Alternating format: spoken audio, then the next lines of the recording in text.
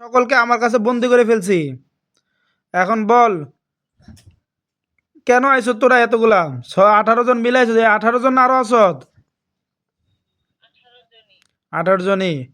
এখন তো আমার কাছে বন্দি হয়ে গেছো কেন? এই ক্ষতি করতে আইছো ক?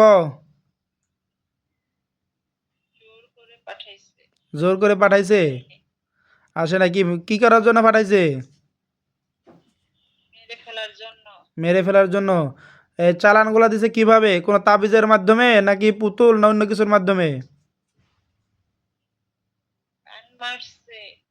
বান মারছে? মাছ মাছ দিয়া? 5টা পুতুলে?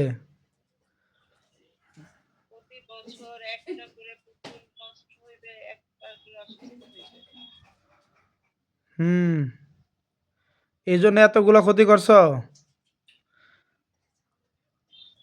এখন আমি তোদের সকলকে হত্যা করে ফেলবো, কোনো উপায় নাই। রোগীকে তো বাঁচাইতে হবে, ঠিক আছে?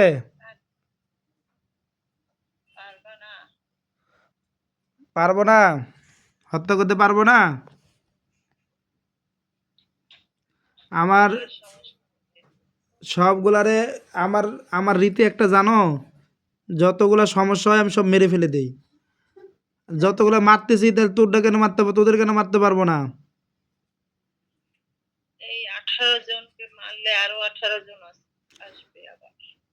যত 18 জন মারবো, এই যত 18 জন আসবে, সব 18 জনকে হত্যা করে ফেলবো।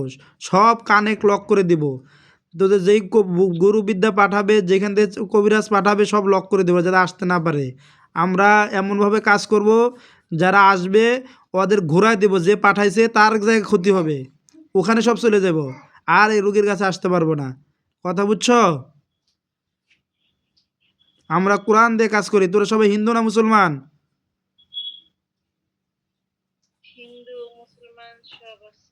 হিন্দু মুসলমান সবাই আছে, ঠিক আছে। এই এই মুহূর্তে একজন আসেন তো, সামনে আসেন, একজনের হাতটা সামনে আনেন। একজনের হাতটা ছুরি বানান, আমি হত্যা হত্যা করে ফেলবো এদেরকে। হাতটা সামনে দেন। একটা এরকম ভাবে হাত করে হাত সামনে দেন, একজন একজনের হাত সামনে দেন।